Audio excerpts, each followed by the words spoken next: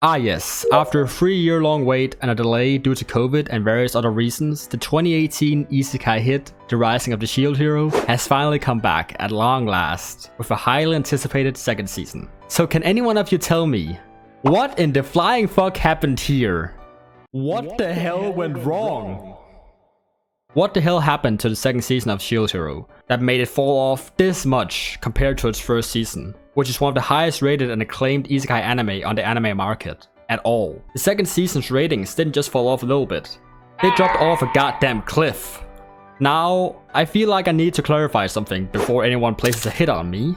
I am not insulting your personal tastes if you like the new season of Shield Hero at all. If you like the new season, then that's absolutely awesome. I hope you enjoy it. I am just trying to point out that many people obviously have been disappointed by the new season.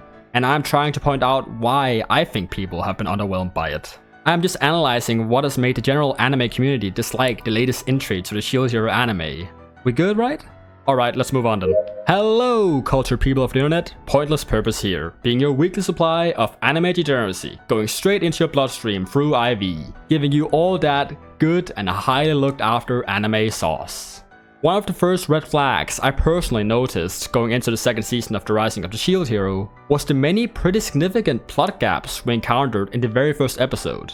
In the last episode of the first season of Shield Hero, Naofumi had just started to rebuild Raphtalia's home village. When we came back to the Shield Hero universe in Season 2, the village had turned into a prosperous place filled with people and demi-humans. Now don't get me wrong, there is absolutely nothing wrong with progress. The problem is they introduce new characters out of nowhere and say they are important characters that have a large impact on the overall plots, without actually showing us why. If you're confused about what I'm talking about right now, then let me show you an example. I'm talking about one of the new characters introduced in Season 2 called acclaimed Seato, if I pronounced that right.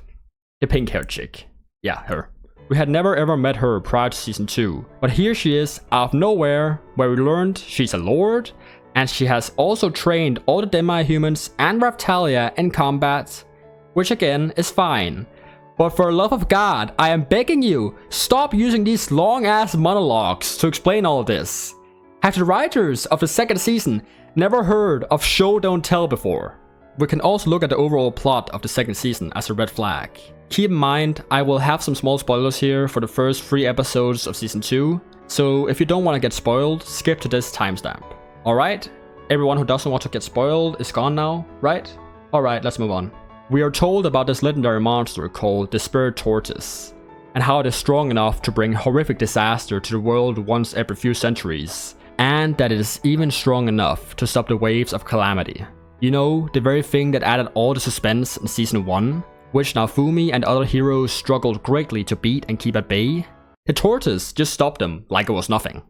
So we have to think this kaiju-sized tortoise has to be extremely strong, and it has to be close to immortal, right? It literally just stopped the timer completely. So if it is this strong, it has to be close to immortal, right? So we're gonna have to see extensive planning and hard-fought fights in order to beat it over the entire season, right? Oh, would you look at that, they killed it in 3 episodes. Well, that's kind of anticlimactic. So hey, so what are we supposed to do for the last 9 episodes of the season now?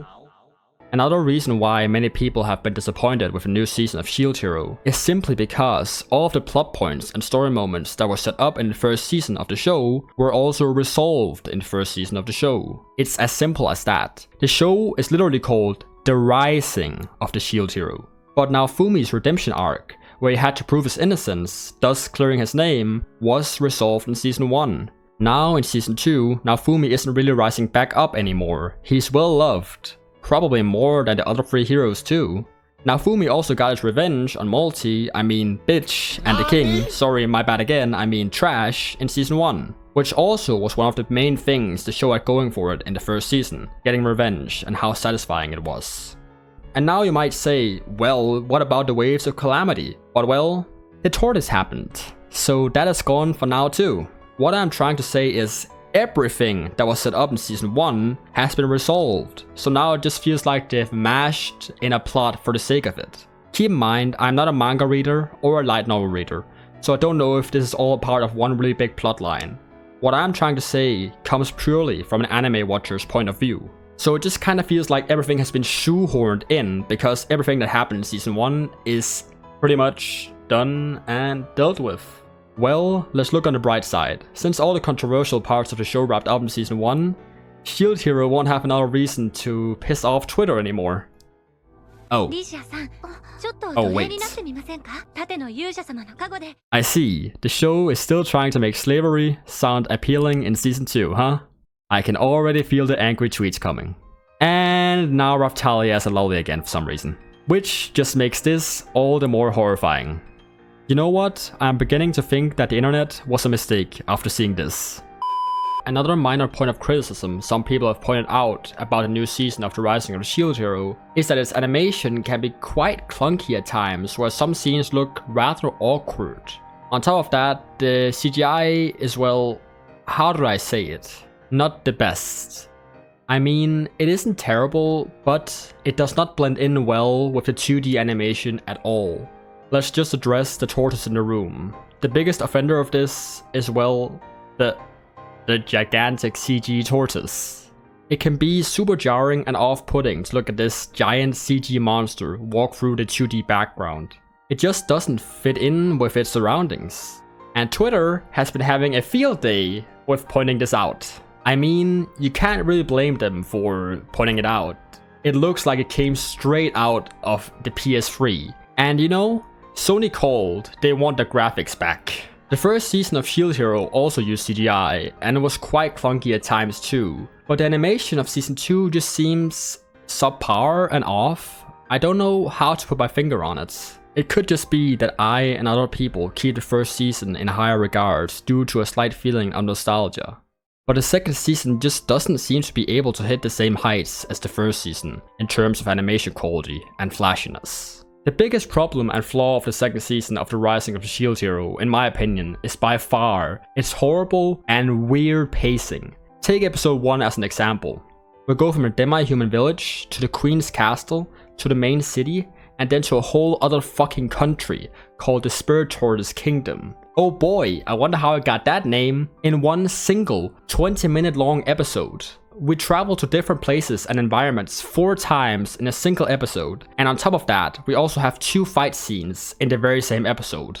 It all feels so unbelievably rushed. We don't get to sit down and take in the surroundings a single time. I personally think the reason why this season is so rushed when it comes to its pacing is because it's a 13 episode long season, unlike season 1, which had 25 episodes to work with, which gave it a lot more time and wiggle room to explore its surroundings, which is a benefit the second season sadly lacks. The second season picks up new plots and story points, and drops them off again 3 episodes later. Because of its short length, it has next to no time to spare to explore anything, which makes it shallow in comparison to its predecessor, which is clearly reflected in the ratings.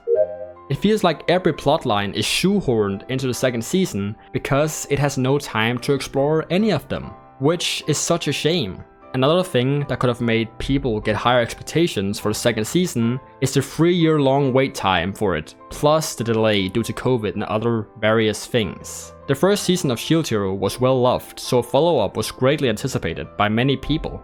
And put simply, a long wait time and delays equals higher expectations for most people.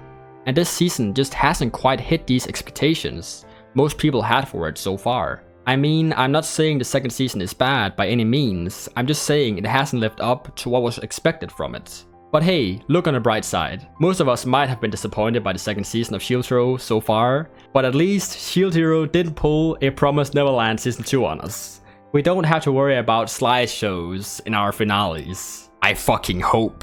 Please. God, if there is a God, please don't do me like this. Again. I myself am part of the group that had very high expectations for the second season, and I have been pretty disappointed by it myself too. Shield Hero was my first ever anime that I watched, knowing it was an anime. I mean, I did watch Pokemon and the Swords when I was younger, but I absolutely adored Shield Hero, and I binged it in around 2 days, which also might have given me way too high expectations for the second season that it could never meet, because of the sheer amount of nostalgia I have for the first season of Shield Hero. The second season isn't all bad at all. It is just being plagued by questionable CGI at times, and let's be frank, really goddamn questionable pacing basically all the time. Well folks, that is all I had to talk about today. I'm sorry if I sounded a bit too negative in this video. I have to clarify again, if you like the new season of Shield Hero, then that's absolutely awesome. I'm not trying to insult you personally. I just wanted to give my takes on why I think so many people dislike this new season of Shield Hero. But yeah, that is all I had for today folks. Thank you all so much for watching, I really appreciate it. And if you think there are some things I can improve on as a content creator, please write them down in the comments. I would love to hear a constructive criticism. And until next time, thank you all so much for watching. Remember to drink water, it is really important. You look absolutely awesome. And see you next time. Bye bye!